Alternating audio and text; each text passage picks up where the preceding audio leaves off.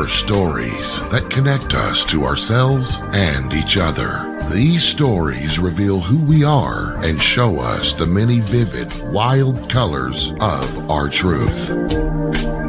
Welcome to Soul Wanderings, where we raise spiritual awareness and foster connections through these shared stories and personal experiences. And now, exclusively on KGRA Radio, I give you your host for Soul Wanderings Radio. Here's AJ.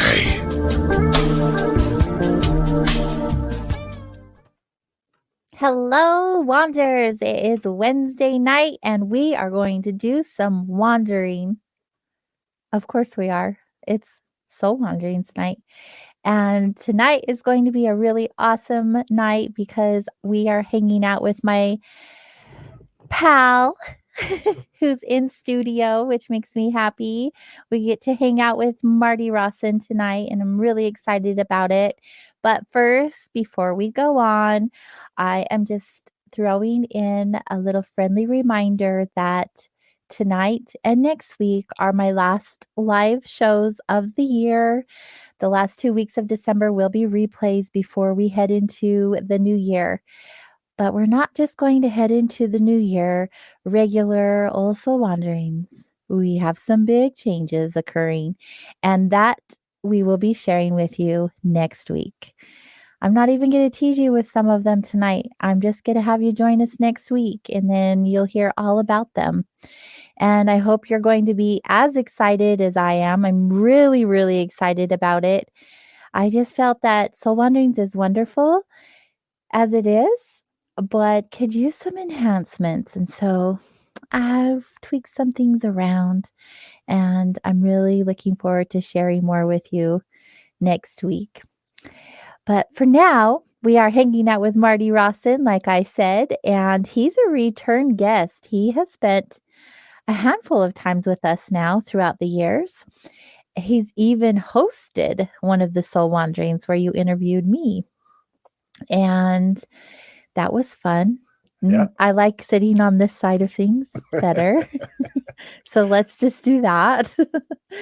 And we've always had people in the chat room while you're wandering with us say, "Oh, we can't wait to have Marty back. You need to bring him back." And it's been too long.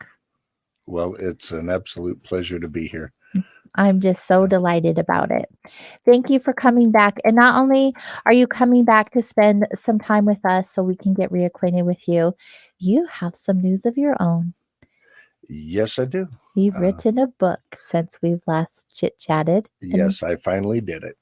You finally did it. We talked about it for a while, and it finally happened. So we'll get to hear all about your new book. That'll be awesome. Let me have you pull your mic a little closer to you. There you go. Then we can hear you better. Okay. Yeah. So Marty, hi. Hello. I'm so happy to have you here. And I am so happy to see you and to be here with you. Thank you. It's always a joy. It's been too long. So Marty teaches in my space at Vibes, Mind, Body, Spirit, and he happens to teach on Wednesdays when I'm here wandering. So I don't get to see you very often. This is true. That's the one bad thing about it. So, but I hear when you show up and you teach and have your experiences, I get to hear about it from the people, and I like that. All right. And then when you come visit during the off time, it's like a bonus. Yep. So you had figured out that we hadn't wandered for like maybe 2 years. I thought it had only been a year, but time flies. Yeah, it's been a while. It goes by so quick. Yeah. So much has happened to you in the last 2 years. And we'll get to that because that's part of your big experience in releasing your book. Yeah. The events that led up to the event and the after the event. So much has occurred in 2 years, as with anyone's life, right? Yep. But before we wander down memory lane, let's have you introduce yourself and share with our audience a little bit about who you are and what it is that you do. Okay. I teach spiritual classes at Vibes, and I've been involved in the paranormal and metaphysical, spiritual aspects for a couple of decades now. And I am also an Ayurvedic practitioner. I am trained in EMF balancing, energy modality.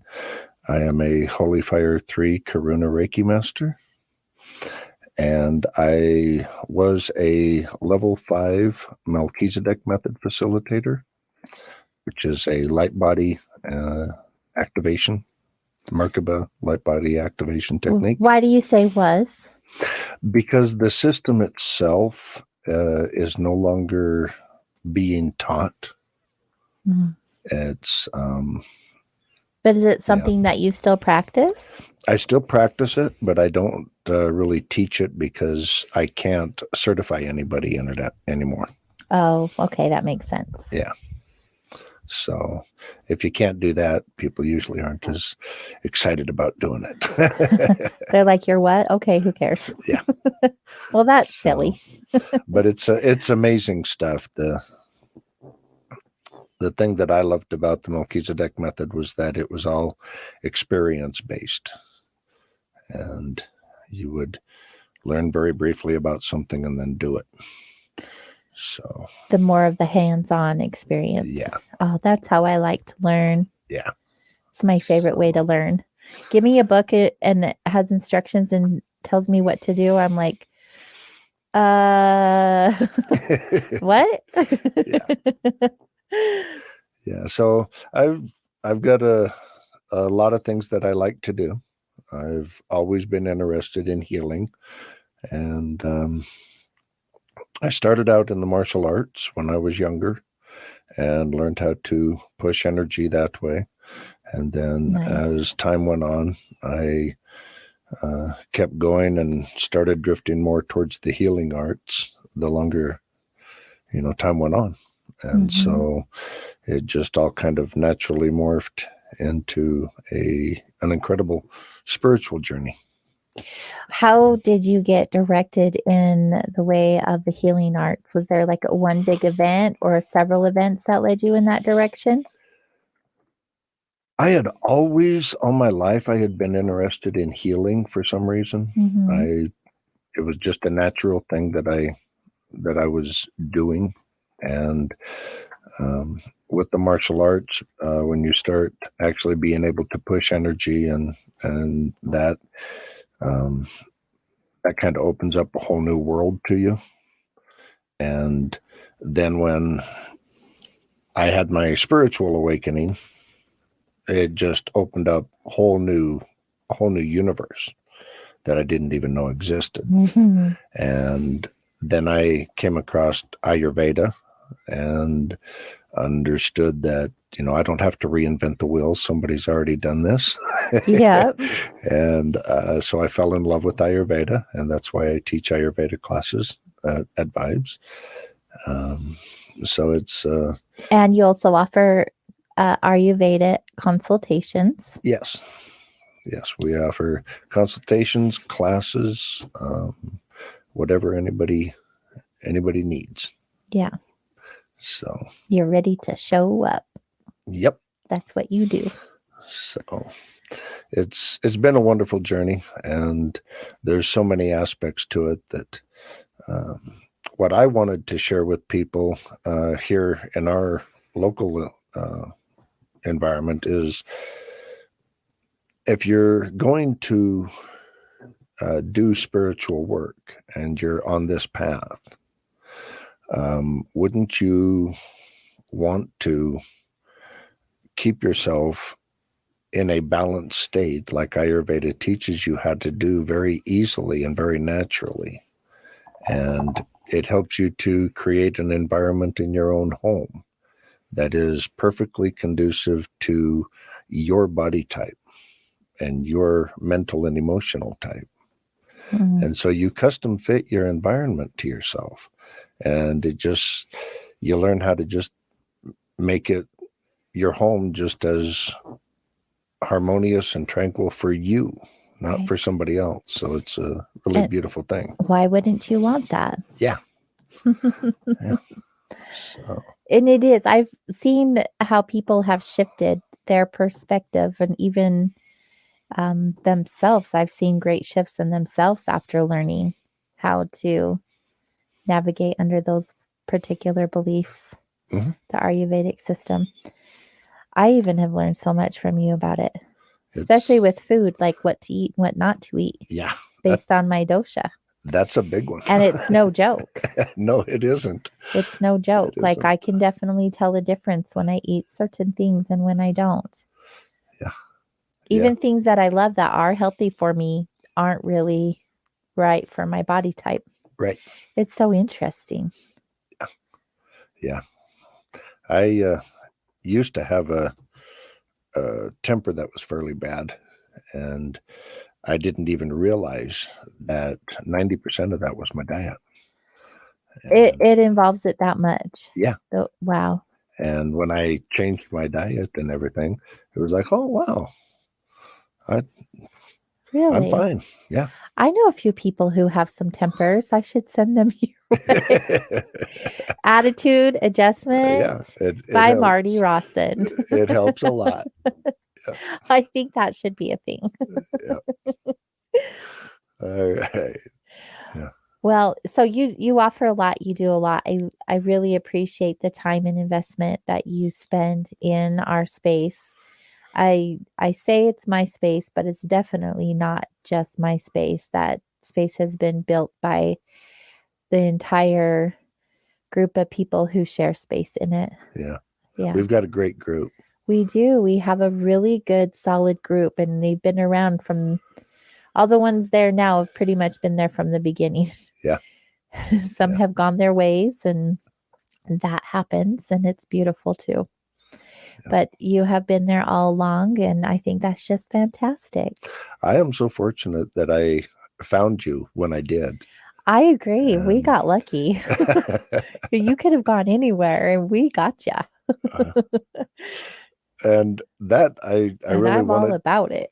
I wanted to share that with everybody as well, because when I was given the names of 3 places to go, I just pulled off to the side of the road because I was driving at the time, and I just tuned in with Spirit and asked.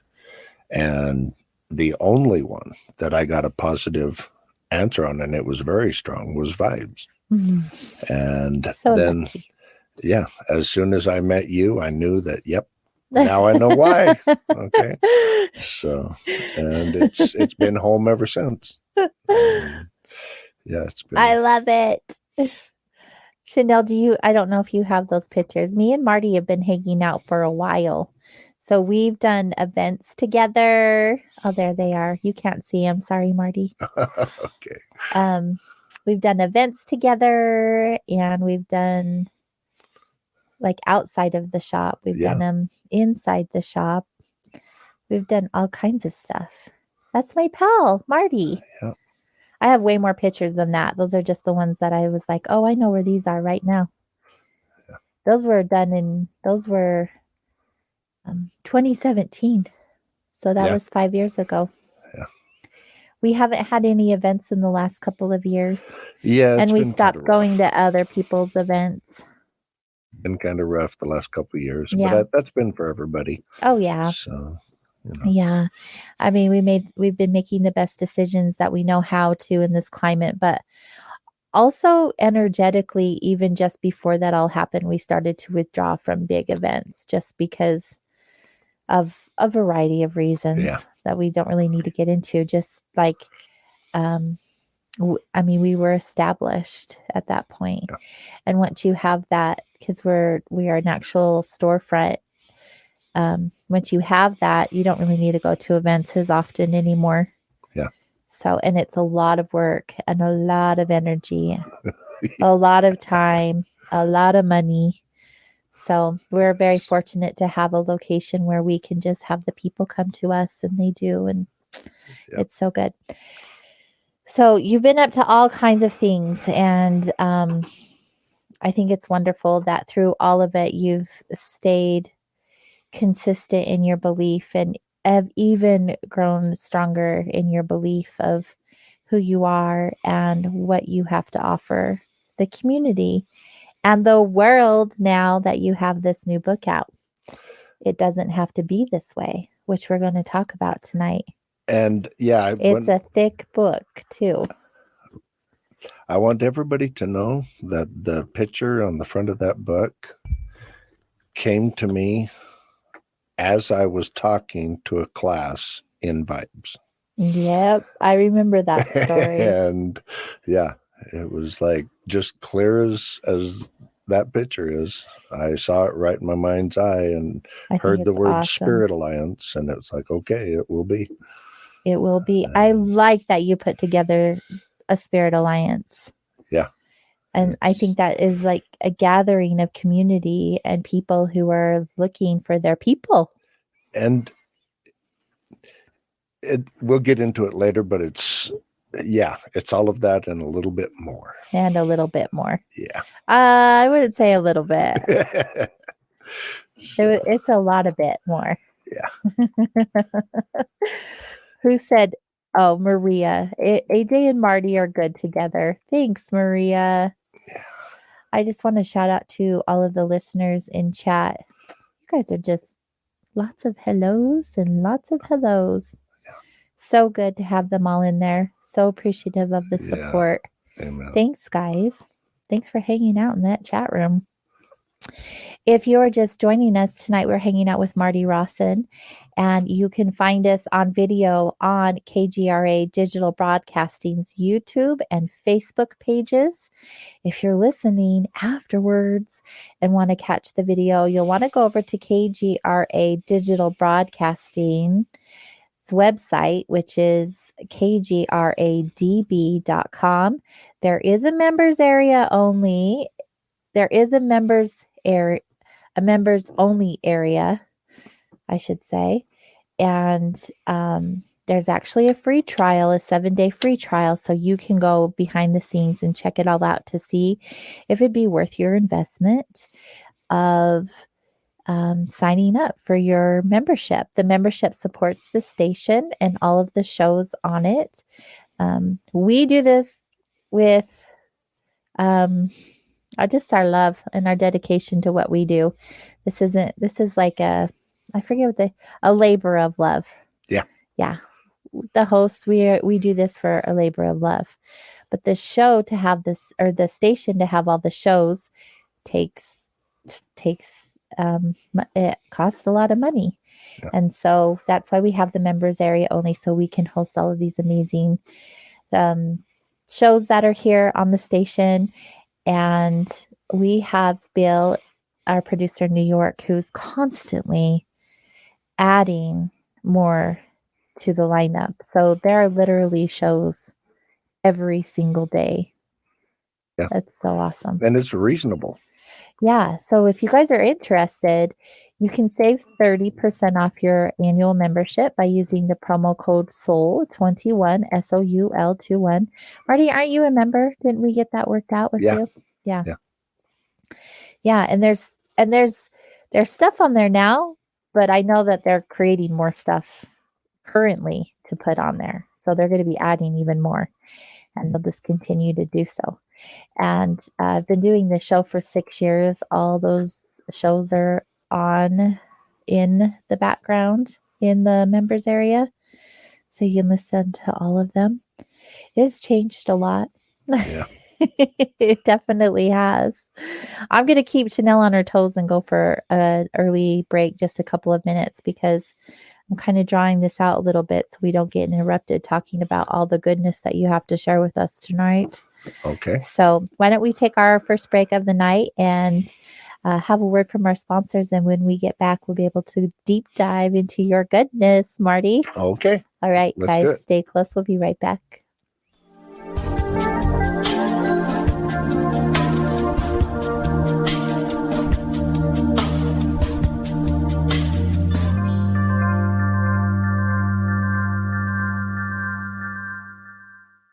Hey members, The new KGRA DB app is now available on iOS and Android devices. Gain on-demand access to any KGRA DB programming. Download any show directly to your mobile device to listen or watch on the go. Go to the App Store and search KGRA DB.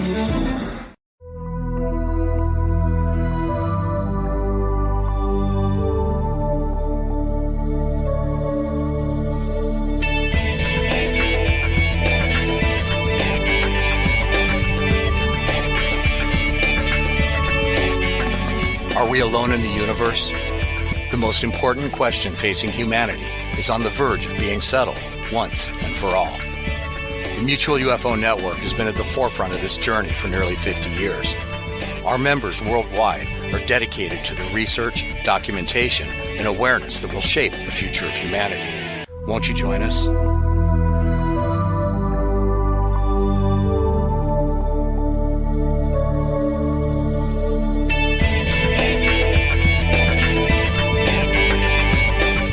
It's not just a donation. It's a warm blanket. It's a bottle of clean water. It's a roof and a bed. It's knowing someone cares. It's feeling safe.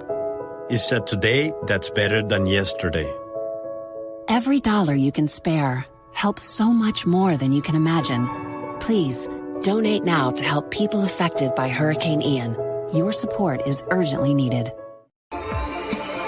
You're listening to the KGRA Digital Broadcasting Network. We provide unparalleled coverage of trending news in the world of ufology, cryptozoology, and paranormal phenomenon. Whether you're watching our video live stream or listening to one of our audio programs, you are getting the best from world-renowned researchers and hosts, guiding you through topics the mainstream won't touch. Miss one of your favorite programs? No problem. Head over to the members area at kgradb.com for access to our massive library of award-winning content. Make contact, stay connected, only at kgradb.com.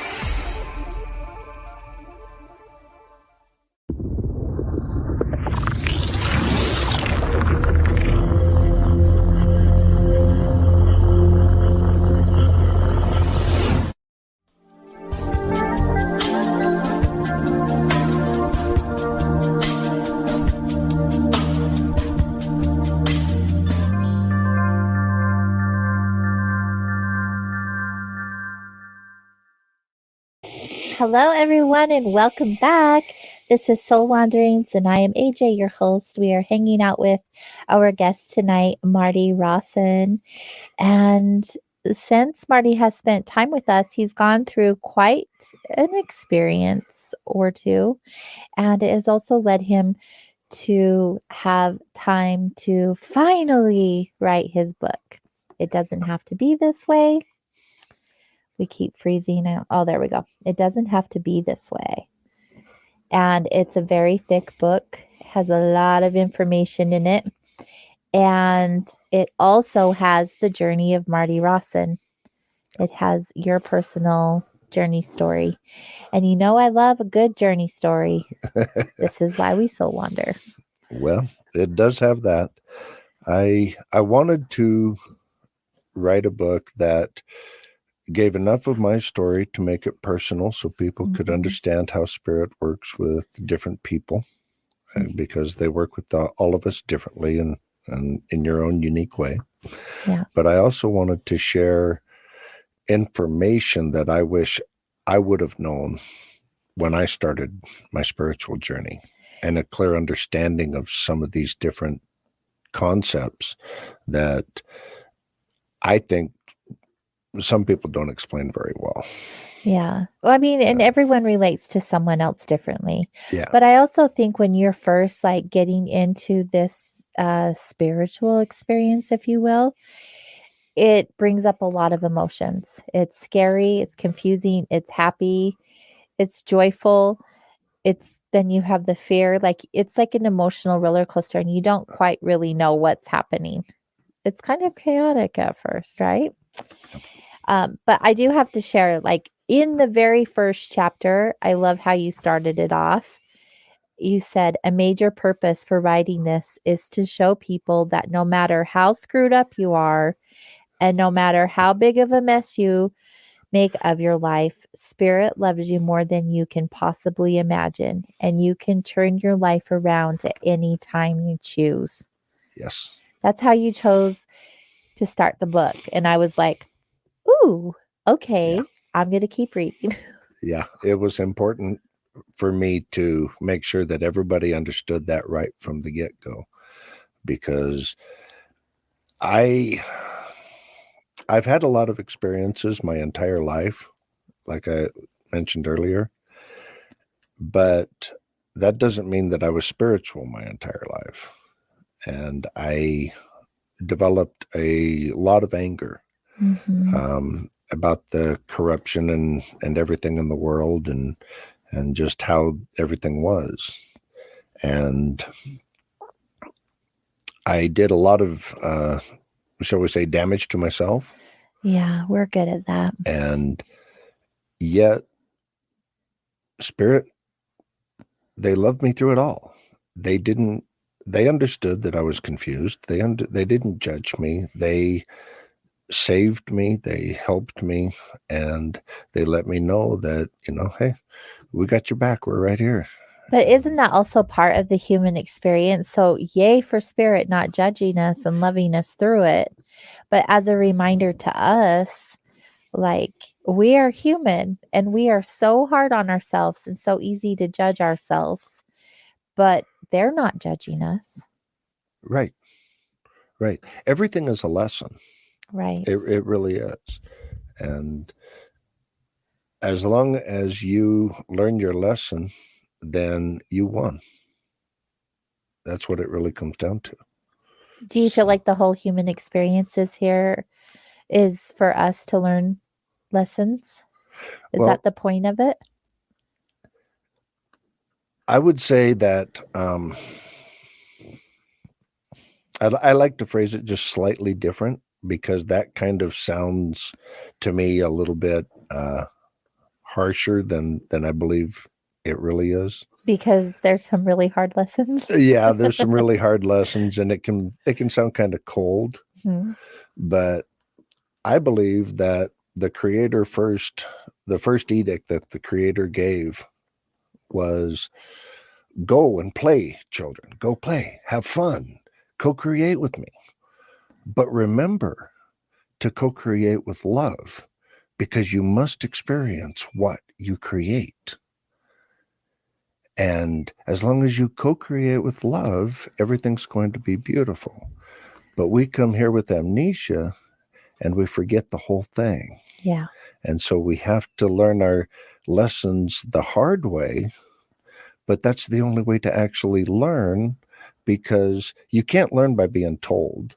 No. You have to do it firsthand experience yourself. School of hard knocks. Yes. And then, but some of those knocks are really hard. They are. But the beautiful thing about it is that this is the emotional university of the universe.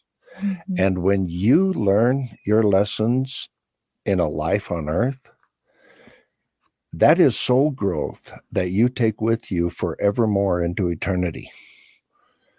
It's amazing the growth that can take place in a soul in one lifetime here. It's absolutely phenomenal.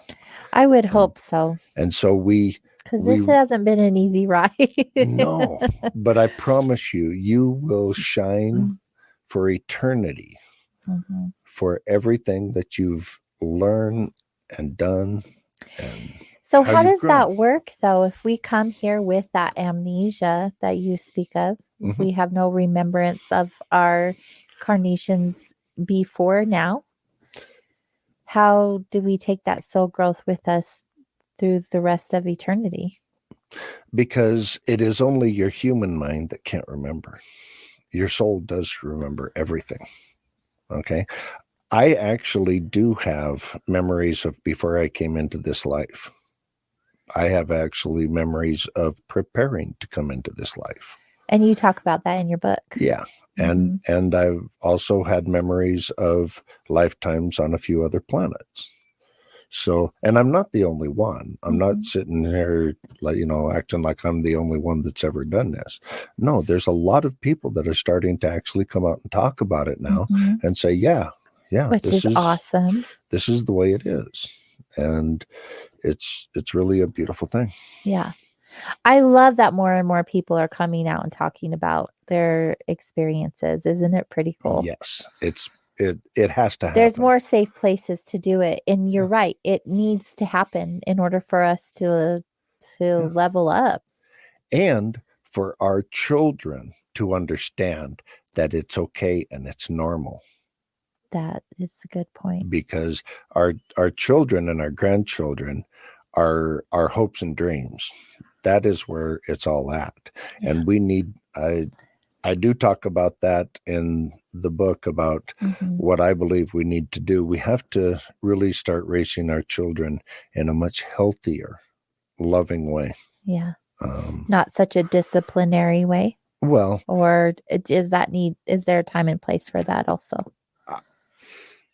I think discipline should be taught as self-discipline, that they should be taught responsibility so that they understand what self-discipline is. Like self-awareness. Yeah. And but the main thing that I'm concerned with is we do not teach our children how to deal with emotions in a healthy way. I agree. And this is the emotional university, like I say. And without teaching our youth how to deal with emotions in a healthy way, we are setting them up for depression, anxiety, stress, which is happening, and all of the problems that all of that can bring on. And if we just change how we teach them, they need to. When I was young, we were told all of the old school hard knock ways of, shut up, quit crying, I'll give you something to cry about, that sort of thing. Okay. What I would like to teach and what I want to tell my grandchildren and that is, you know what? It's perfectly okay for you to feel that way right now. Go ahead, honor that emotion, feel it, get it out of your system, but don't stay there. You don't have to unpack your bags and live there. Okay? Yeah, absolutely. You simply honor it, let it go through you, and move on. Well, we're also sharing that with adults in our space. Yeah. I mean, that is a big thing where people come in and they're like, I'm not going to cry, or I can't believe I'm crying. And we're like, cry. Yeah. Like, please cry right now. Here's a box of tissues. I will sit right next to you. You get those tears out. Yeah. Crying is healthy for you. You have the ability to cry because sometimes your body needs that release. And it's natural. If it wasn't, you couldn't do it. Right. Absolutely. I'm one of those people, though. I've always not always, but more times than not, I'm holding in my emotions. Yeah. I'm like, I can do this. I'm strong. Yeah. And it hasn't served me well. I've been getting really in touch with my emotions over the last few years. Good. Very uncomfortable, Marty. It is. But the more that we give ourselves permission to do that, the more other people have permission to do it. It's just like showing your light and everything else. You be authentic. What you always talk about is being authentic. Yeah. And that is so real. That's so true. I'm too authentic sometimes. That's okay. It's the best. It's my love language. Like, I would rather someone straight shoot it to me than than sugarcoat it any day. I can handle that. Yep. Yeah. No, but the importance of teaching our kids emotional intelligence is great. Like, yes, let's do that. Let's do more of that. I think it's absolutely vital for the success of this next generation. Because right now there's a lot of young people that don't seem to have any hope at all. And that's not a good feeling. No. And Marty, and it's not fair. No, I was looking at the the stats lately, and I can't quote them, but the number of suicides in children like 8, 10, 12 years old. Yeah. Suicide. That's at 10 years old. Insane. It's wrong. Yeah. And it's heartbreaking. How long does it take? And you can talk about this in almost any facet of our society right now. How long does it take for us as a society to look at our civilization and go, golly, what we're doing isn't working. Yeah. Maybe we ought to try something else, because there's a lot of this that isn't working. Right. And we have to, I'm not talking about, getting crazy. I'm talking about changing things from the inside, changing them in a healthy way so that we can make our systems work better for all of the people of the world. Yeah. Well, and everyone has an opinion and a way of doing things. And that's where the issues arise, because everyone's way is the right way. Yeah. And that's where we have the division. But if we had the remembering of what our purpose here on earth was, I think that the world would be a much different place. Yeah. Boy, would it. It'd be beautiful. But here we are having those hard knock life experiences we're meant to have as human beings. So why did you decide to write It Doesn't Have to Be This Way? This has been a seed that was planted years ago, but... Yeah. The title actually comes from an experience that I had when I was a child. Which is in the book, you guys. Gotta get the book. And it was not the first experience that I had where I didn't really understand what was going on. But it was one that has been indelibly imprinted on my brain. I remember it as clear as if it was yesterday. But I was walking through a parking lot on a clear summer day, and all of a sudden my vision just kind of went, I guess, like a fisheye lens. And the colors just got brighter and more vivid. And I didn't really understand what was happening, but it looked kind of cool, And then I heard a very clear voice say to me, it isn't supposed to be like this, and it doesn't have to be this way. And as soon as it said that, I thought that it was talking about, just my home life. Yeah. For the first nanosecond. Yeah. And then I got hit with what I now know was a download. And it was a light packet of information that was huge. It was like volumes. And it just hit me, and I saw this rapid succession of visions of the world, of our society all over the planet, and how it was. And I realized the magnitude of what they were talking about. They were talking about the entire civilization on this planet is not the way it was supposed to be. And it doesn't have to be this way. You're right. And that's that was the big message. And how old were you when you got that message? I was about 9 or 10. Yeah. And you remember it that? Oh, absolutely. Profoundly. Yeah. It was extremely clear. And I tried to tell one of my sisters about it, and that did not go well. And so I just learned to shut up. And, because you had several anomalous experiences as a child, right, Marty? Yeah, I did. Yeah, that wasn't just one that you started hearing voices, but or receiving messages. Yeah. Sounds better. But you've had several. What are some other ones that you've had when you were young? Well, the one that happened before that was fairly major. I was 6 or 7, and we were at a church, and the church, we were staying there all day. And they decided to take us down to a park. And they walked us in 2x2 formation all the way down, a couple of blocks. And this park was ringed with huge fir trees.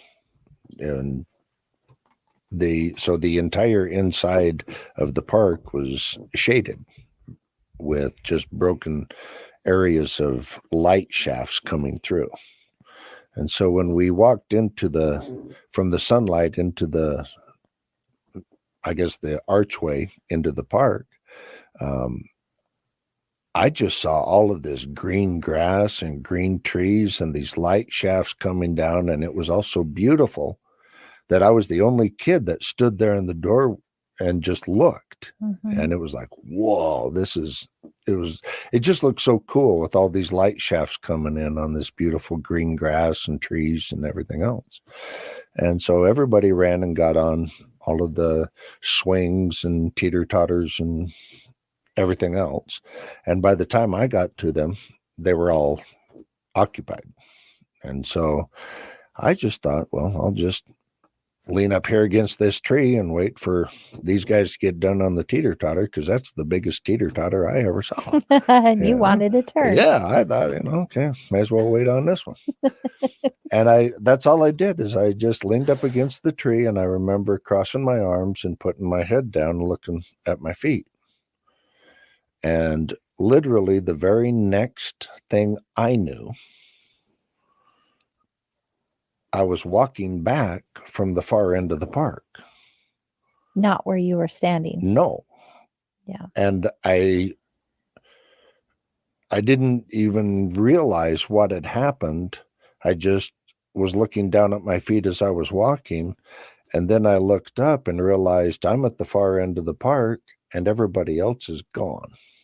No kids were out there. Yeah, it was gone. Yeah. I wanted to ask you, you wrote about this in your book too. And I wanted to I want to know more. It was strange. And just about the time I started to freak out, because I was only 6 or 7. Okay. This is not something that was really common. And just as soon as I started to freak out, I just got this knowing that, yes, I had been taken, but even though I couldn't remember who took me exactly, I knew that to me, they were like family. I knew that they loved me and I loved them. And I knew, the only thing I knew for sure that happened was that they did something to help me. What, you don't know what that is? To this day, I don't know what it was, but they did something to help me. And I was absolutely at peace with that. I wasn't scared. Matter of fact, I would have rather went with them than everyone says than that, stay here, Yeah. First of all, how long were you gone? How long did you have missing time? I was told later on that I was gone for at least a little over 2 hours. Because people were looking for you, correct? Yeah. And when I kept walking through the park because I didn't know what else to do. And I heard one of the nuns coming, screaming my name. From the school. Yeah. And she was livid. She was not happy at all. And when she finally found me, she had no interest at all in hearing anything I had to say. Did you try to tell her though, or did you tell anyone about your experience? That one I didn't say anything. Yeah, because you probably didn't know what happened. Yeah, she said, "Where were you?" And I don't know. And it became very obvious that no matter what I said, I was still in the same amount of trouble anyway. So, yeah. Do you remember anything during that time away? No. You just know that you were in one spot and came back in another. Yeah. What do you feel happened as now hindsight, looking back? The only hunch that I have is there must have been something medical that they were trying to help me with, because I've been fairly healthy my entire life, but I don't know what else, unless they were doing something to prepare me for the download that happened 3 years later. I have no idea. I can speculate all I want, but I have no idea what that was. All I know is that they let me know that they had done something to help me, that I needed help. Marty, when you say they, who are you talking about? And even that, I'm going to have to say, I believe it was one of the Star Nations. My first instinct would be because you've had experiences with Star Nation since then. Oh yeah. Yeah, tons of experiences. Yeah, quite a few. And my actual instinct on this is that it was the Pleiadians. And the reason I believe that is because the Pleiadians are really our closest progenitors. Yeah. And they would have been the least frightening. And they are absolutely incredible loving beings of light. Right. That you just, to know them is to love them. I know. I want to hang out and have a party with them. Yeah. I really do. The more I learn about the Pleiadians, I'm like, can we just be homies? Like, let's hang out sometime. Yeah. Yeah. Remind me about another story about them later on. Yeah. Marty has stories for days. Yeah. That's why when Marty's around, I'm like, tell me a story. Yeah. So that was one major experience you had when you were a child. Yeah. And then you continued to have experiences through your childhood and into your adulthood, and you can actually continue to do so now. Yeah, they have continued. It hasn't always been just with beings of light, though. Tell us about the opposing side. Well, when I was about that same age, 7 to 10 years old, somewhere in there, our family knew some people that weren't exactly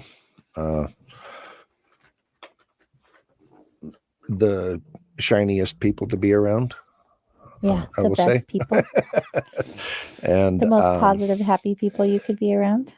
Now, I don't really want to go too awfully deep into this because I wrote about it in the book. Right. And I was going to say, don't share all the details because we want you guys to get the book because it really has a lot of good stuff. But I literally spent 30 to 40 years of my life being possessed by one. On and off. Well, or no, was it continuously? It was continuous. I'm absolutely amazed and thankful that I didn't turn into some kind of mass murderer because of the level that this being was. And how did you get yourself out of that situation? How did I get rid of it? Mm-hmm. That's also in the book, but I actually had help. I had help. I was invited to be a guest speaker in Crestone, Colorado in 2001 at the Festival of the Christ. And all of the great spiritual healers that I looked up to and had studied all of their works and everything, I didn't know it, but they were guest speakers too. Oh, wow. And I felt totally unworthy to even be there. And there was this guy from New Zealand who was there, who had trained with the, and I'm probably going to say this wrong, but the Maori tribesmen, the native peoples of New Zealand. He literally had trained with them in their spiritual modalities. Wow. And he was literally the greatest walking master I've ever met. And a week after I came back from Crestone, because that was we could talk for hours just about Crestone.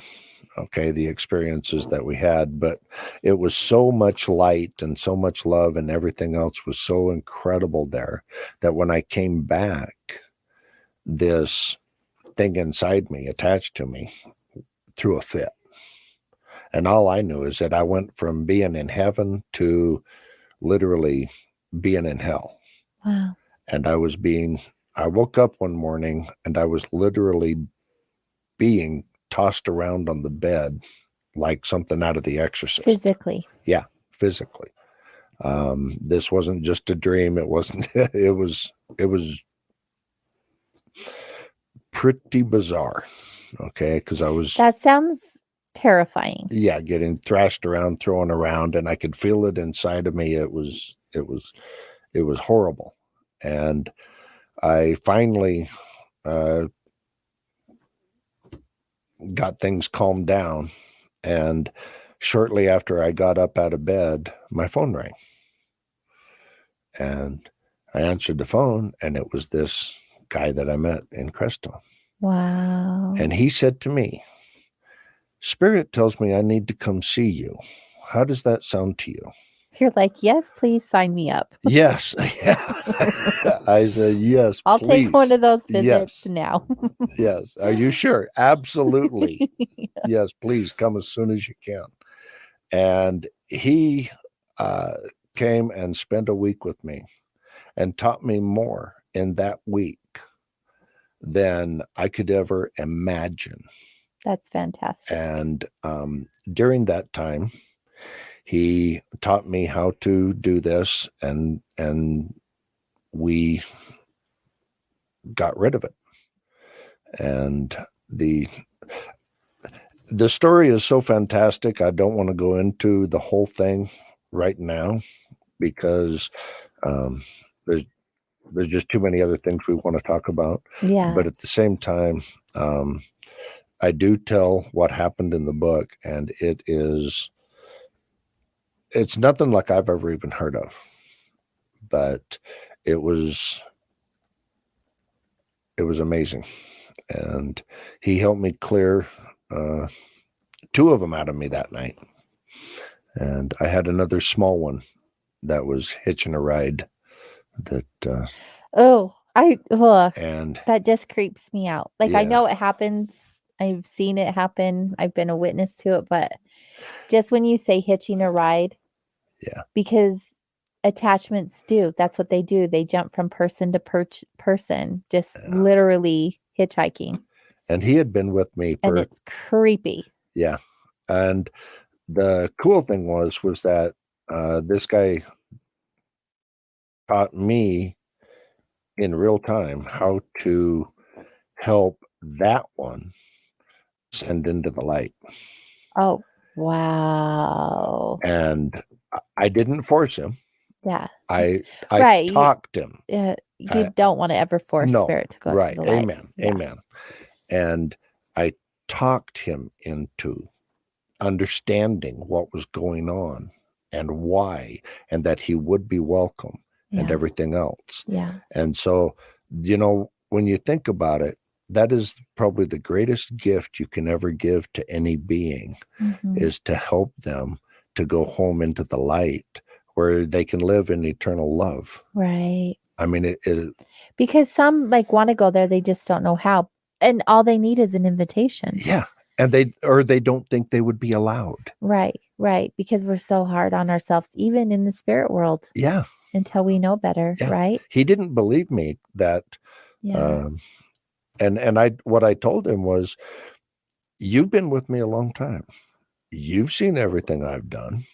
And you know for a fact that they love me unconditionally. Yeah. So it's true. Just like how the book starts. You know it's true. So, I really like not that you went through that, but the end result of it and having those experiences with that, with your mentor, just like how incredibly blessed were you in that moment to have that experience at the perfect time, right? Yeah. So good. We're going to take our top of the hour break, and then the next hour is commercial free. So stay close, everyone. We'll be right back.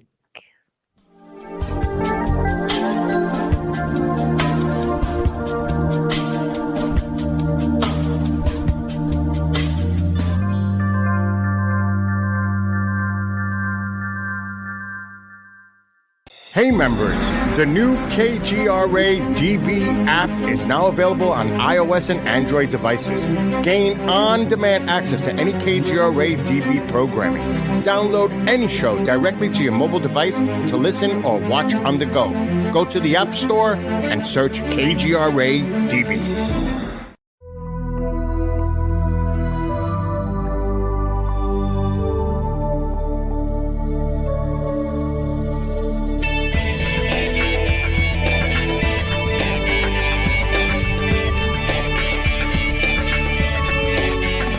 Are we alone in the universe? The most important question facing humanity is on the verge of being settled once and for all. The Mutual UFO Network has been at the forefront of this journey for nearly 50 years.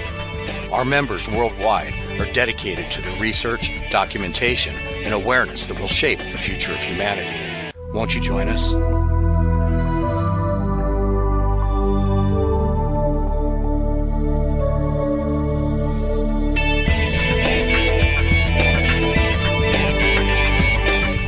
It's not just a donation. It's a warm blanket. It's a bottle of clean water. It's a roof and a bed. It's knowing someone cares. It's feeling safe. It's a today that's better than yesterday. Every dollar you can spare helps so much more than you can imagine. Please, donate now to help people affected by Hurricane Ian. Your support is urgently needed. You're listening to the KGRA Digital Broadcasting Network. We provide unparalleled coverage of trending news in the world of ufology, cryptozoology, and paranormal phenomenon. Whether you're watching our video live stream or listening to one of our audio programs, you are getting the best from world-renowned researchers and hosts, guiding you through topics the mainstream won't touch. Miss one of your favorite programs? No problem. Head over to the members area at kgradb.com for access to our massive library of award-winning content. Make contact, stay connected, only at kgradb.com.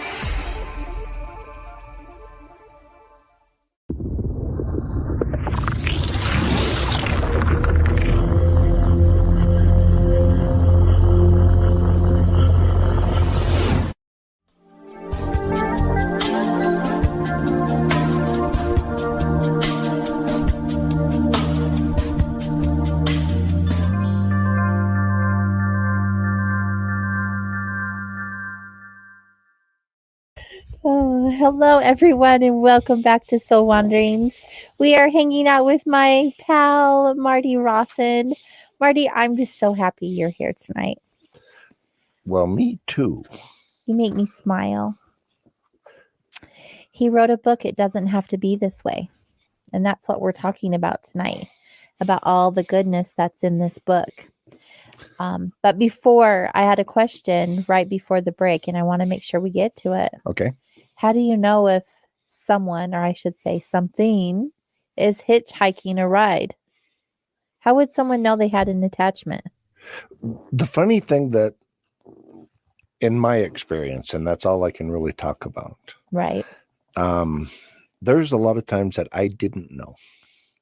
But those who knew me, my family, my wife, okay, knew something was up. They could tell. So if your loved ones tell you, hey, something isn't right with you lately, you're not the same person you used to be. You're not normal. What is going on? And you can't put your finger on it, and you can't figure it out. And I swear there's been several times that I went, well, I don't know, because I've done clearings where I've had attachments get onto me. And you don't realize a lot of times that it's causing you to be different. And a lot of times, but not every time. And there are times where I've had something attached to me where I've been able to be like, whoa, something about me is not right. Yeah. And when I couldn't pinpoint it, then I'd have someone like, can you scan my body? Yeah. And see what you feel, or feel what you see, or whatever that is. Yeah, if you're lucky Help enough me. to feel it yourself, you're lucky. Yeah. That's great. So either way. I'm very aware of my body. Yeah. I've had to be. And I think that we all should be in tune with our bodies enough to know what's going on. Yeah. But there are those times where those type of energies will disguise themselves so good that we can't. It's just not possible to know that they're there. And also, I think it's natural for women to be a little bit more sensitive and a little bit more in tune with their body and with their feelings and their emotions and everything. Mm-hmm. And I'm not trying to say that guys can't do that, because I'm fairly empathic and a lot of that stuff too. But I still have my days when I'm in guy mode. Yeah. And that isn't. What is guy mode? Well, I just made that up because I don't know what else to call it. I'm curious. It's not very sensitive. It's just doing. Just existing. Yeah. So we got work to do. We're getting stuff done. No, I go in guy mode sometimes. Okay. Oh my goodness, Marty. So, yeah. So you talk about that. You talk about all of your anomalous experiences through, not all of them, but a lot of them through your life, right? Yeah. But you also don't leave us hanging like, yeah, I had these experiences. You go into the healing aspect of it. Right. And deep, like you have a chapter on deeper levels of healing. And you even have more when we get to the chapters. You have, adventures in healing. Yeah. First. But then let's jump ahead, because we just have an hour and there's so much. You've had this fascination with Egypt. Oh, yes. But you actually got to live your dream and go to Egypt. Let's hear about that experience. Oh my gosh. That was so incredible. Every time you talk about it, you get excited. I love it. Yeah. That was the dream of a lifetime. But first, why were you so drawn to Egypt? I just always had been since I was a kid. It was just a feeling, or? Yeah, well, just all my life, if there was one place you asked me where I wanted to go, where I wanted to see, it would have been Egypt and the Great Pyramids. That's you were just drawn to? Yeah. Do you think it had something to do with your visits? I think I've had a past life there. Okay. I really, really do, because everything was so natural when I got there. But the thing that was really cool is that we went there with the Melchizedek method. Mm-hmm. And when you are activating your Merkaba, you generate a tremendous amount of power. And when you have 130 some people doing it all at the same time, the very first day that we were in the Mina House Hotel, which is the hotel right off of the pyramids, off the Giza Plateau. It used to be the King's Hunting Lodge, and they turned it into a great big resort. That's so crazy. Oh, yeah. It's marble and gold. I bet and everything. The energy there is insane. Yeah, it's amazing. They have a big hall in there, and we were all in there, and we all activated our Merkabas at the same time in the first morning, and we blew the power out of the building.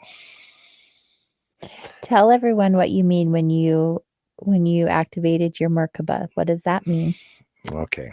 I know it's, do the simple version, okay, if you can. When you incarnate into these bodies, you only bring a portion of your soul in.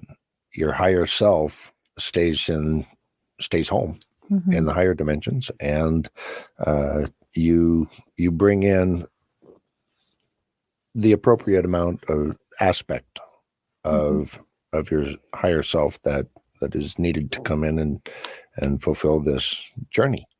Okay. When you learn how to activate your Merkaba, what you're doing is you're bringing maybe not the whole portion of you, but you're bringing in and anchoring in a much greater amount of your higher self into this physical body. Wow, so cool. And it expands your light body, and it allows you to do a lot more things.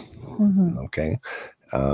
This is the Merkaba is the wheel within a wheel that spiritual adepts have been using forever to travel the universe. Yeah. Okay. Multidimensionally and everything else. So that gives us an idea. Yeah. So when you activate this, there is an electromagnetic discharge that is very powerful. And we found out how powerful in Egypt because we not only blew the power out the first 2 days in the hotel, but when we went into the Giza Plateau on the third and fourth days, we blew the power out on the entire plateau. Well, that's over 100 of you activating your Merkabas. Yeah. That's crazy. Yeah, because we had the Great Pyramids to ourselves for 2 days in a row. Wow. Just our group was able to go into the King's Chamber and the Queen's Chamber and do our meditations and everything inside of there. And when we activated our Merkabas, we blew the power out. The second day, the Egyptian army helicopters started flying over the plateau to measure what the heck was going on. They were because like, what is happening? This has happened 4 days in a row. What is going on here? You know, so they were starting to really look at us and what are we doing? You know. And the beautiful thing about it was the first day that I came out, after we did that, we came out of the Great Pyramid, and right before I got to the door to go out into the sunlight, a voice simply said, "Turn around and look up." Okay. And so I walked out, and as soon as I got out to the opening to come out of the pyramid, I turned around and looked straight up the slope to the top of the pyramid, and there was a perfect ring of about 24 hawks in a perfect circle flying around the tip of the pyramid. Wow. In a perfect circle. And so I went and said, okay, what was the Egyptian meaning of the hawk besides Horus and that? What was the Egyptian meaning? What did they really look at that as? And it was literally, they considered the hawk to be the best representation of bringing the divine into the physical. Oh my Which goodness. is exactly what we were trying to do. What you were trying to do. Yeah. Yeah. So it was a perfect analogy for what we were there to do. And as we went on, because we got to go through the Museum of Antiquities. We flew down to Aswan and then took a cruise ship up the Nile and cool. stopped at every single one of the temples. And we had these temples to ourselves for meditations the entire way. It was just a dream trip. And every day when I woke up, I just was so excited. I would ask Spirit, okay, what are we going to do today? Yeah. Show me more. And see, I had read Drinvalo Melchizedek's Flower of Life 1 and 2, and he goes into great depths into what is in all of the pyramids, or not the pyramids, but he does go into the pyramids, but into the temples, okay, that are up the Niles and what they were about and what they were for. And so I told Spirit, I want to know for myself if all of this stuff that he said in there is true. Okay. And so every temple that we went into as a group, and we got to tour around them first. And I didn't even try, but I always ended up getting separated from the group. You got left behind? Well, kinda, but I didn't feel like I was being left behind. I was looking at stuff I wanted to look at. Mm-hmm. And the next thing I would know, there would be a Egyptian guy standing there or over in the distance waving me, go, come here, come here. And every single time they would show me the thing that I was looking for at that temple. Wow. And I got so many pictures of the exact things that I wanted to be able to prove and see. And Marty does share the pictures in his book too, you guys. Yeah. Which is cool. And I can also tell you this. The Great Pyramid it's a very complex thing. Okay. There is a pyramid grid across this entire planet, and it was put in place by the Star Nations tens of thousands of years ago to help humanity so that when the consciousness fell, it wouldn't fall any lower than it did. Mm. They were trying to help us. The Great Pyramid in Egypt is literally at the center of the landmass of all of the land on this planet.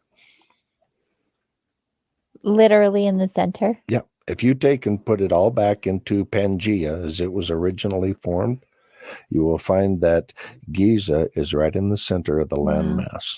Okay.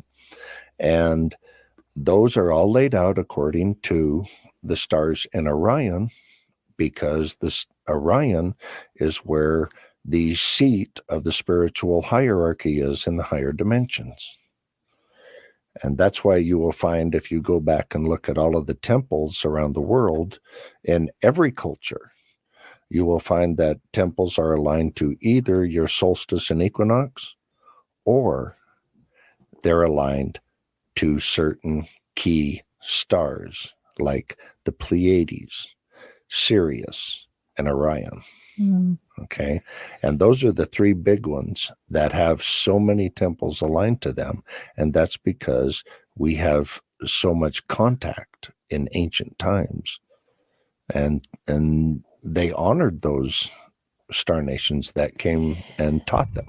Yeah, the connection with the Egyptians and other beings of light in other places is so profound to me. Oh, yeah. Like the way that they were able to work with them and communicate with them. And I mean, opinion-based, right? Opinion-based. But we know. Well, there are no accidents. Right. Those pyramids didn't build themselves. No. And we couldn't build them today. There's no way. We do not build structures anywhere close to what they used to build. I mean, when I just went to Germany in October, the castles that were built in 1000 AD, we don't build anything that intricate now. Right. Nothing close to it. Yeah. It's absolutely amazing. It is. Also, the last day that I was there in Egypt, I got to test out the ultimate check of what Drinvala was talking about. And that was, what was the pyramid used for? What was the pyramid used for? The pyramid was the ultimate initiation. They used to start their schools at the Temple of Isis at Philae in Upper Egypt, which is actually south. And they would spend at least 10 years I believe it was 10 years in the feminine school, and then another 10 years in the masculine school, slowly working their way up from Philae to Komombo to Karnak, to all of these different temples going up the Nile, and at each one mastering different spiritual concepts and aspects that they needed to master. And by the time you worked your way all the way up to the Great Pyramid, you were ready to become an adept. And the Great Pyramid was actually where you had your final initiation. Now, the beautiful thing about it was that I had already been to, and I don't know if you've ever heard of the Halls of Amenti. I have not. Okay. That you got to dive pretty deep into ancient Egyptian mystery school stuff, but that's probably why I haven't heard of it. The Halls of Amenti are it's not in this physical world. It is in a higher dimension. That's it is within the world, but it's not, you're not going to find it as a physical place. Okay. And the Lords of Amenti reside there, which is a whole nother thing we don't have time for, but I know you have so much that we don't have time for. Yeah. Dang it. This is why Marty will come back. But you have a choice. You can either use what they call the sarcophagus is not a sarcophagus. There was never a body put in there. Okay.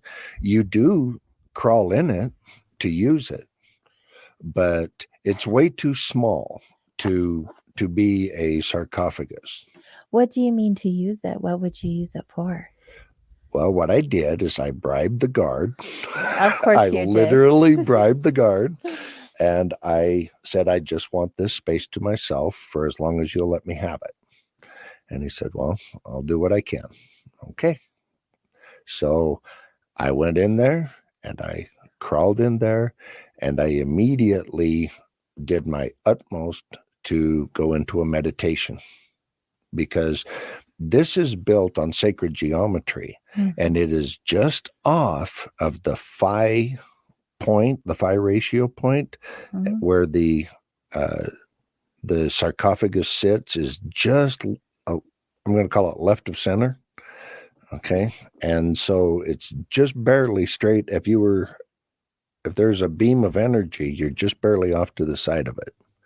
Wow. And so what I did was I went into a meditation to see where I could go. And instead, I'd already been to the Halls of Amenti a couple of times.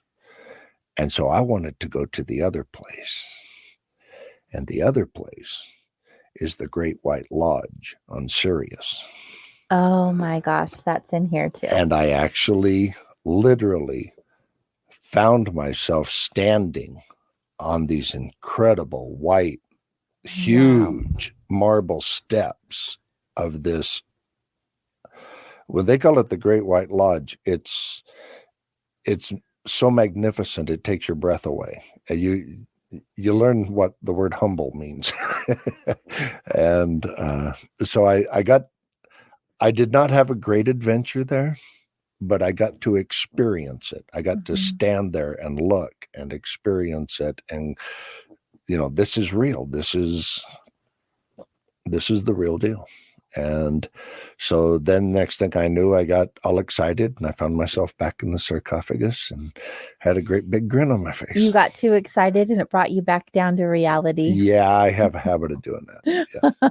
That's how I feel when I meditate. Yeah. I don't stay in the place where I'm like, oh, what is this? And then I'm like sucked back into my body. Yeah. That's lame. So the pyramids help with our consciousness. There are pyramids all over this planet. And when I say pyramid, I'm not just talking about ones that are straight-sided. I'm also talking about those not the ones that are actual triangles. The step, the step pyramids that are traditionally called ziggurats are still pyramid shape, and they still function, and they help carry this consciousness energy through the ley lines of the world and boost it. And that electromagnetic current that is going through the planet itself is actually helping humanity so that our consciousness doesn't fall lower. Well, we need all the help we can get. Yes, we do. And so now more than ever. Yeah. And this is where the Spirit Alliance comes in. Okay. And I wanted to touch on this so people could actually understand why the book is called A Spirit Alliance. And when I was teaching a class, we were talking about interacting with spirit. And, a lot of people are taught, oh, you should just pray to God and, this. But what I have shown is that we have family. The angels and the masters and everybody else that's there, the star nations, they're all family. They're not strangers to us. Mm-hmm. We know them. But humanity has been... We know them. Yeah. You actually know them in your heart. They're your family. Also, absolutely. I just meant like telepathy. Yeah. Like telepathically, and they're with us. But on this planet, they keep telling people, and not to cause any problems or anything, but so many people are taught that they are less than, that they are sinners, that they are, unworthy. Well, yeah, the religion will indoctrinate you with the. And the point that I was trying to make to the class was that Spirit does not want you on your knees. Okay? They want you to stand up. They want you to empower yourself, to stand in your own love and your own light. Mm-hmm. Stand up, be the man or the woman that you are, and work with them, because they have a view and a perspective that we cannot possess. Right. Well, they can see all angles. Yeah. But we are the boots on the ground that volunteered to come here to be the boots on the ground. Why? Now, obviously, without their help, we're not doing too good. Mm-hmm. Absolutely. You take a look at this planet and we're trashing it. Mm-hmm. I mean, we're literally killing ourselves and the planet. So obviously, we can't do it ourselves worth a darn. But if we literally were to form an alliance with as many people that are of a spiritual nature, mm-hmm. form an alliance with Spirit, we are absolutely unstoppable. The thing that I want people to understand, though, is that we're not trying to create a new religion. We're not we don't need another charismatic speaker. We don't need another group or a cult or anything like that. I don't care who you are, where you're at. If you believe that there is the divine, make your own personal relationship with the divine in your own way that's perfect for you, but make it real. Yeah. Talk to them every day. Make them part of your family. Make them part of your life. Make it so that it's so natural to talk to them that you don't even think about it. Right. Okay. And when it becomes that natural that you ask them to help you find a parking place, you ask them to help you get this plumbing done so it doesn't break, and No, for real, I get princess parking all of the time. Yeah. And I've had them help me with things that you wouldn't believe. And I know they helped. Mm-hmm. And it's just amazing. But when you make it that real, can you imagine what would happen with millions or even billions of people on this planet that were living in that kind of harmony with spirit? I can only probably barely imagine that. The synchronicities. It would be so crazy. Because everybody would be following the nudgings that spirit gave them. Everybody would, and we're supposed to meet up right now, and boom, all of these synchronicities would happen. The things that we could accomplish with our culture and our civilization and everything. You want to talk about moving into light warp speed? Okay, we could change this world so fast. But it can't be by force. It can't be by an organization. It needs to be every individual person doing it out of their own heart, out of their own free will, out of their own love for the divine. Not out of pressure or fear or anything of those negative vibrational. It's got to be clean. Yes. And when it's done that way. Because we're going to hell if we don't. Right. Yeah. Yeah. We're not running away from anything. We're running into the light. Yes. And see, anytime you want to work with spirit, if you want success, you absolutely have to work for the highest good of all concerned. That's the only way that it's going to work. You cannot try to take advantage of somebody else or do something. You can't work from an ego space. Yeah, they won't do it.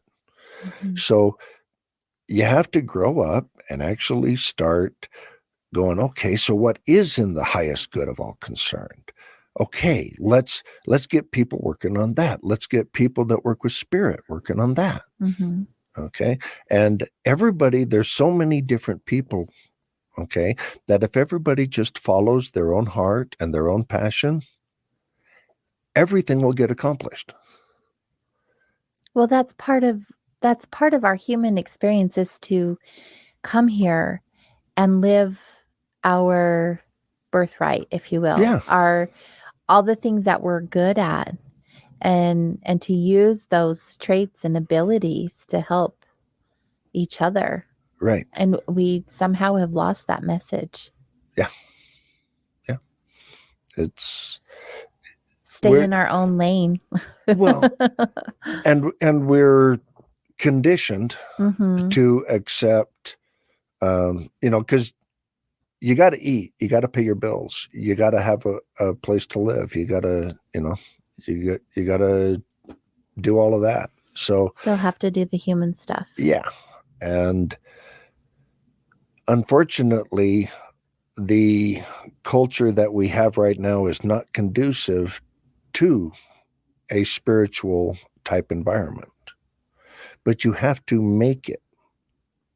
Do you feel like being in this belief system, if you will, or having this as your practice, that you get more backlash now more than ever before?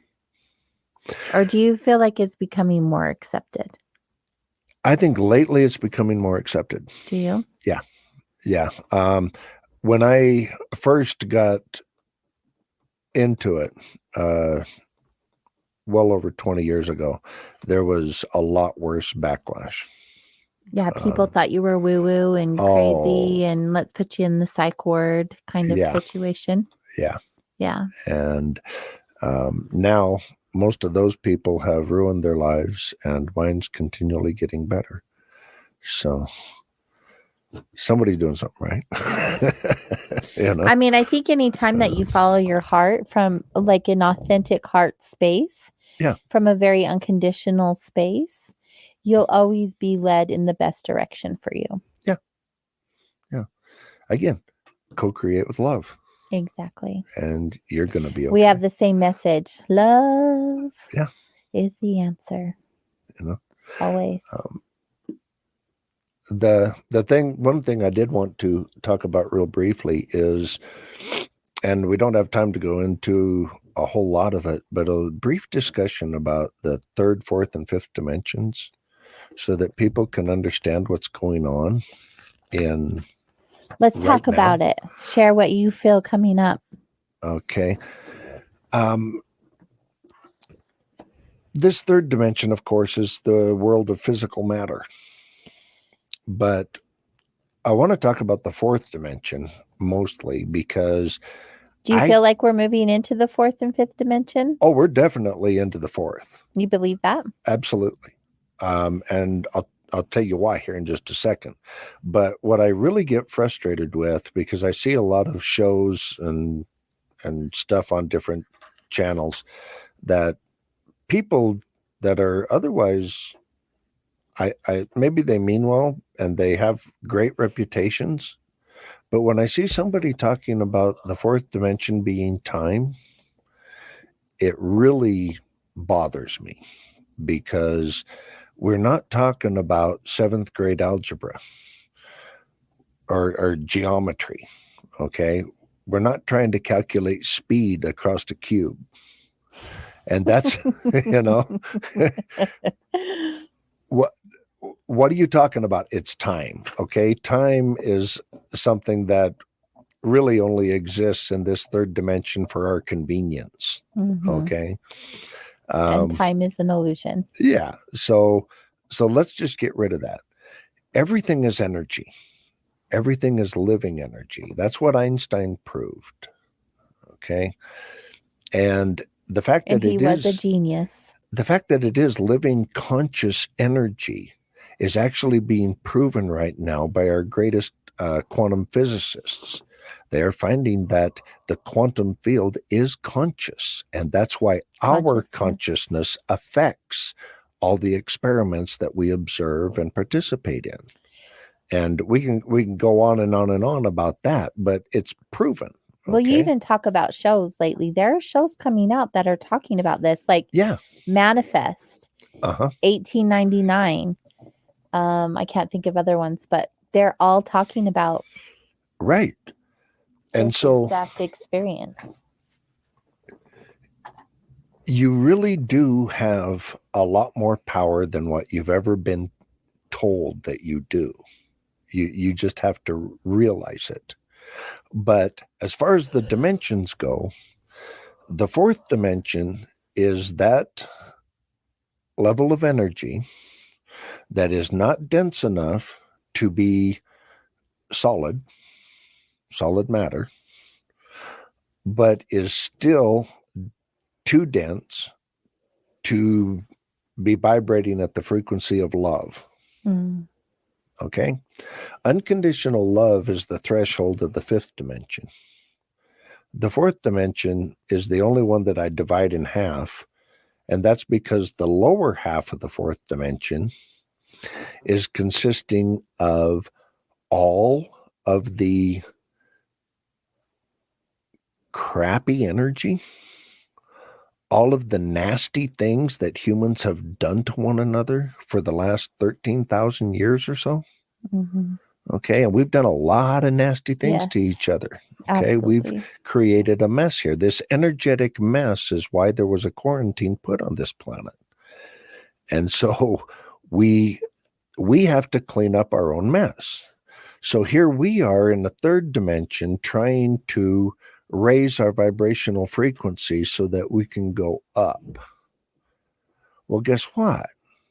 The first part of our journey is through that sewer swamp of energy that we have created for all of these thousands of years. Ugh, all that ick.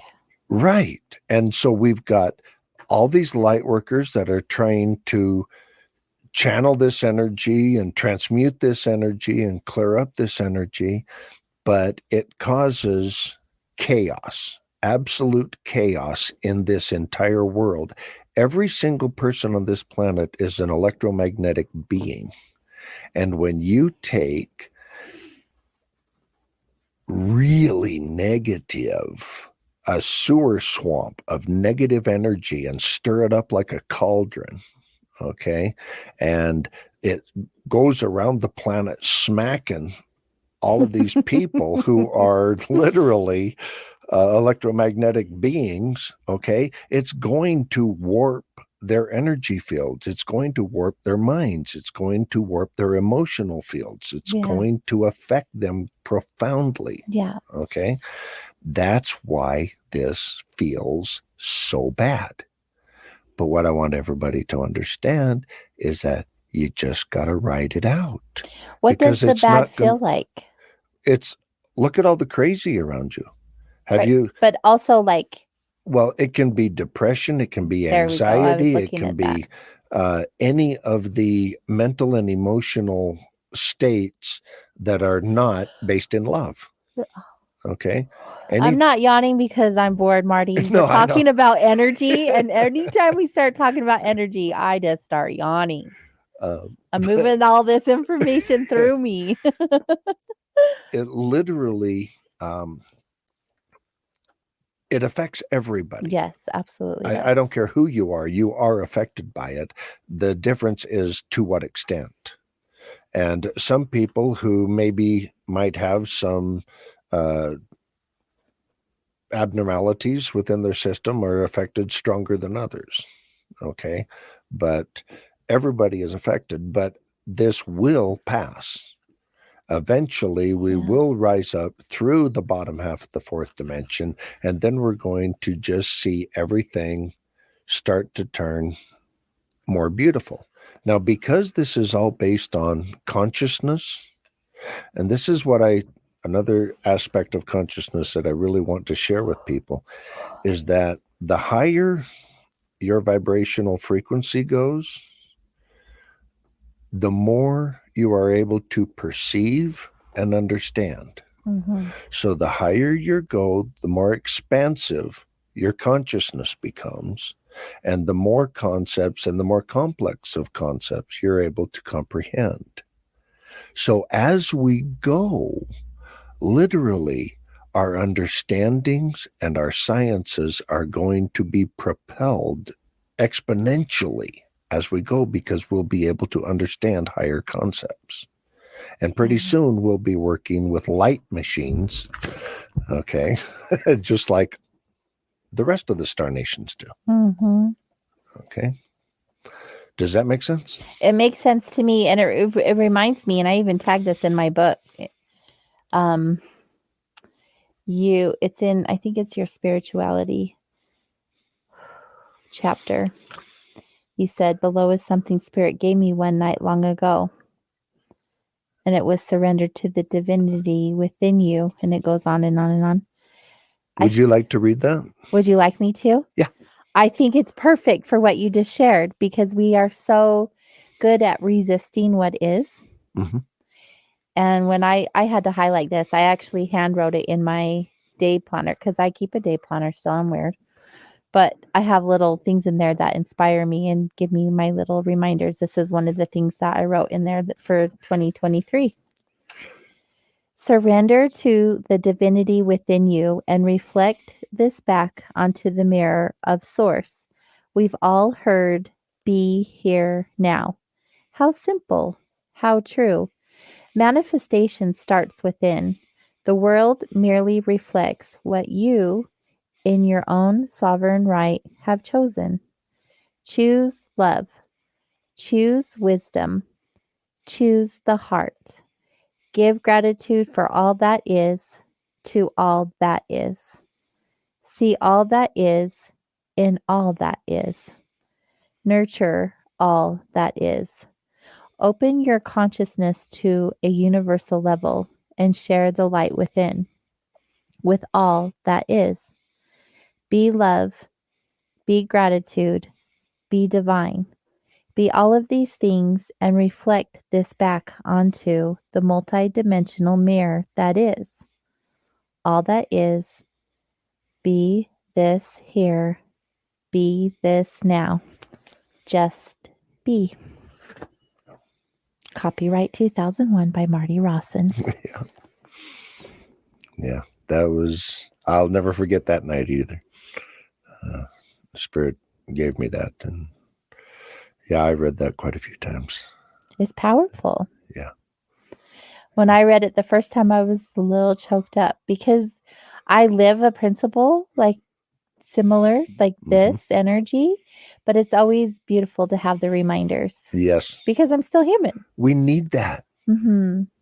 That's what validates everything for us. It's what makes it beautiful. Yeah. And the fact that that you can touch another person's heart and soul, is one of the most beautiful gifts that you can give them and yourself. Right. And we're here to do that. We're here to help each other. Yeah. We're just walking each other home. Exactly. I'm just about to say, we're just here to help each other home. Yeah. And I feel like your book does a lot of that.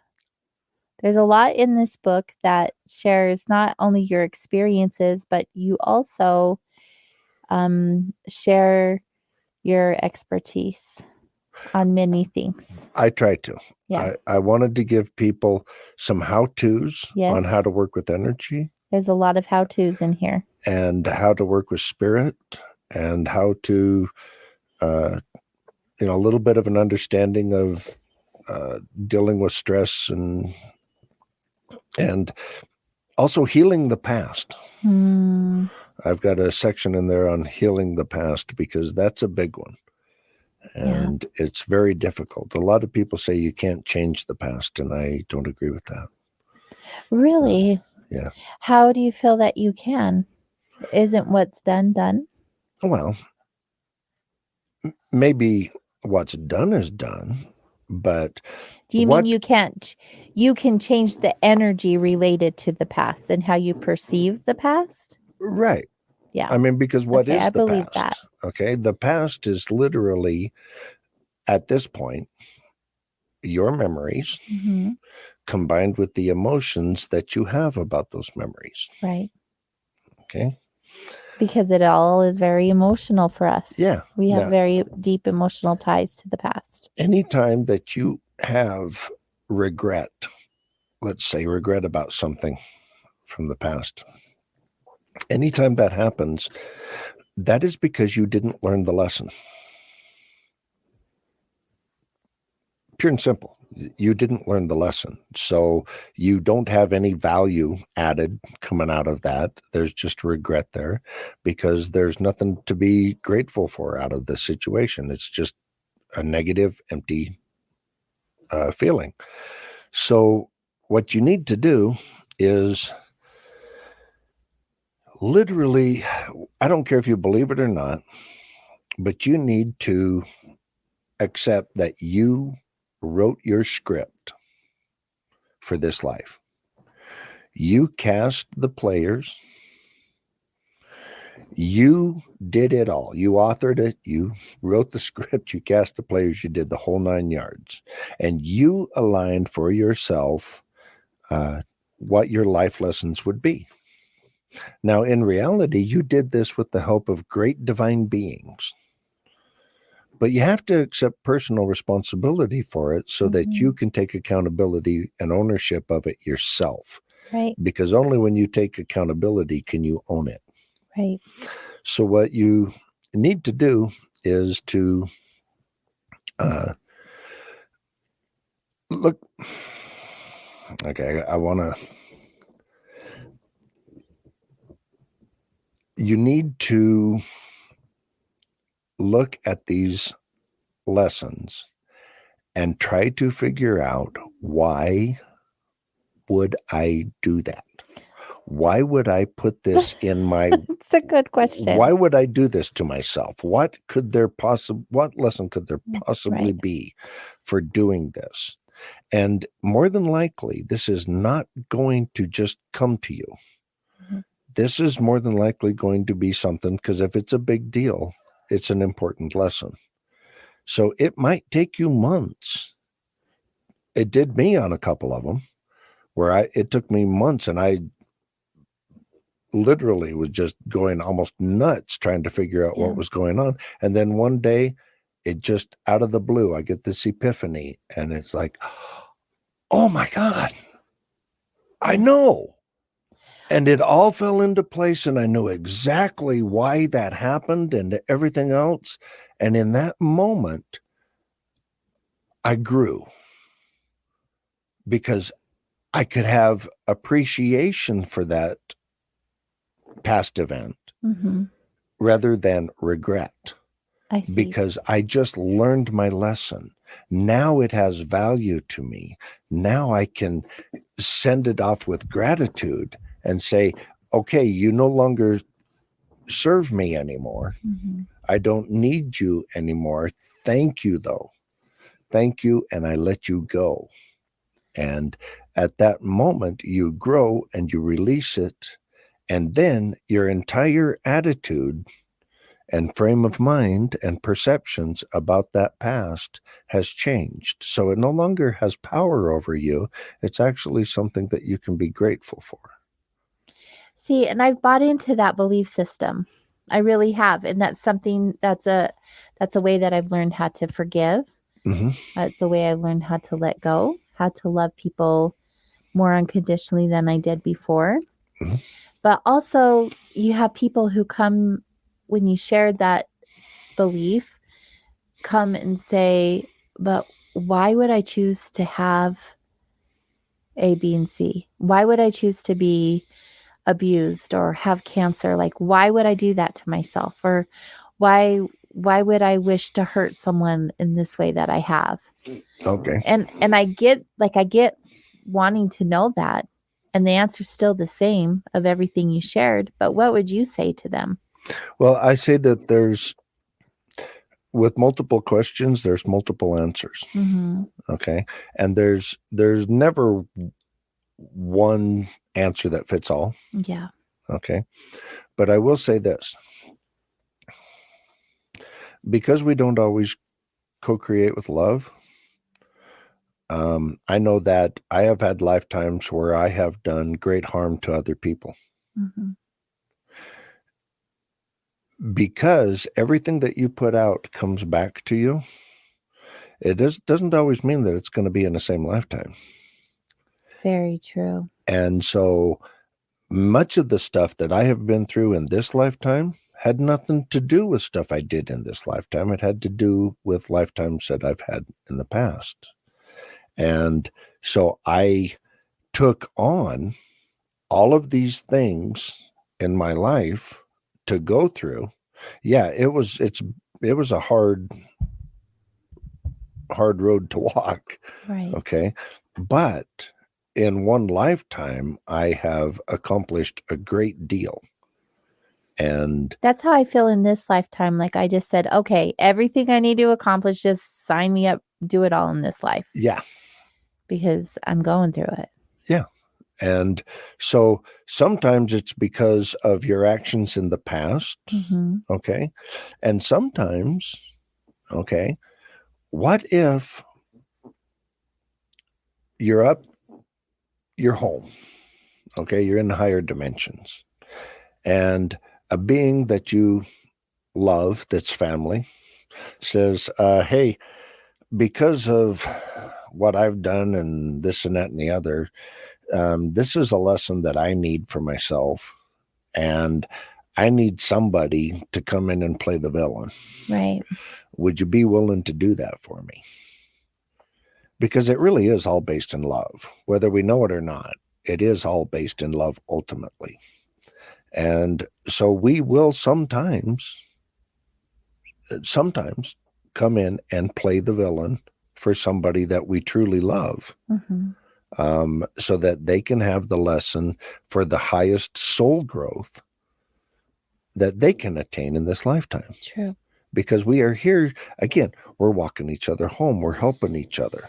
Yeah, it's so big, though. It's such a big concept to wrap your head around. Yes. Like, even though, like, that resonates, and I feel that to a certain degree, I'm also about like, you know, because you always no one really knows the truth. And see, there's 10,000 variations of these. Mm-hmm.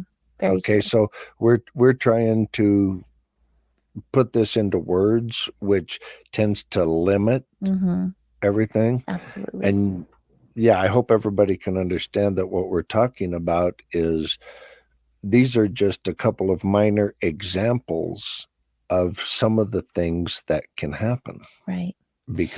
And I'd love to get deeper on this topic, but Marty, you won't believe we only have 5 minutes left of the show. Oh, no.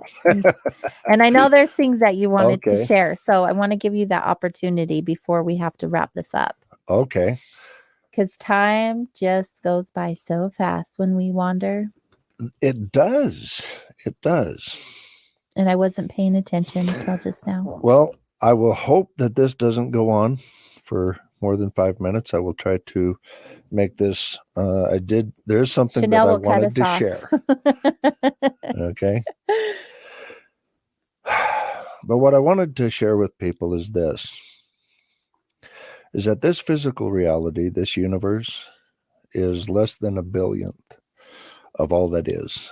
And some claim it's even less than a billionth of 1% of all that is. And all that is what we call God. It is all energy, conscious living energy. And consciousness is the key. Consciousness is the key to the different dimensions. The dimensions are not based on 7th grade geometry. The difference in the dimensions is the vibrational frequency, like we talked about before, at which you are perceiving at any given moment. It's like a radio dial. Which one are you tuning into? They're all here right now. The higher and faster your frequency, the more expansive your consciousness becomes, and the higher and broader your perspective becomes. The 4th dimension is split into 2 levels. Okay, we talked about that. The higher up the frequency climbs, the closer it gets to the unconditional love of the 5th dimension. This physical world in the 3rd dimension suffers from entropy, or the breaking down and transformation of energy. This is what causes the cycles of birth, growth, and death. In the higher realms, everything is renewed through the power of centropy, or the constant renewal of energy that maintains form until it is consciously acted upon. You are an eternal being of light that has come into this physical world to play and to grow in ways you cannot experience in the higher dimensions of comparative perfection. You came in with amnesia as to who you really are, so the learning and growth can be through personal experience, not just hearsay. And that's the only real way to learn. The actual main lesson is simply to co-create with love, for you will have to experience what you create.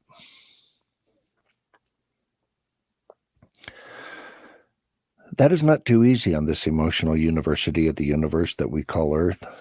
But this is the master's class, and the master's class is not supposed to be easy. Please keep in mind when you depart from this physical dimension, your level of consciousness determines what happens. If you are overly attached or addicted to the base human egoic things that humans often get attached to, you may need a little help getting home into the light. For you create your reality absolutely, and nothing so trivial as your body's demise is going to change that law. The beings of light that are here to help humanity save life as we know it on this beautiful planet that is the living library of life from around the universe do not want you on your knees. They want you to stand up. We all need to stand up. Stand in your own light and your own authority and change what you can no longer accept. Talk to your angels every single day and ask them to help you, to protect you, and to guide you. Ask them to help you in every way possible that is in the highest good for all concerned. For that is the important rule. If you want to help the help of the divine, you must work for what is in the highest good of all concerned. They will not take sides or cause harm ever. Create your own alliance with spirit in your own beautiful way and watch the synchronicities and magic happen. You must do this for real, though. You must want it like a drowning man wants air. Invite the angelic realm and the higher beings of light into your life every day, and then pay very close attention to the thoughts and the urges and the impulses that take place. Mm-hmm. The more you learn to trust them, the more the interaction will happen. May you walk in peace, love, and light in the company of angels. You are indeed loved more than you can possibly imagine. And I pray for you all the blessings of the Creator. What a beautiful way to wrap tonight. Thank you very much, Marty, for your time and energy. Thank you so much for having me. It's always a joy to be here with you. Well, we'll have you back. And to all of you, thank you for joining us. We've got to let you go, but we'll see you next week for the big show announcement. Until then, good night.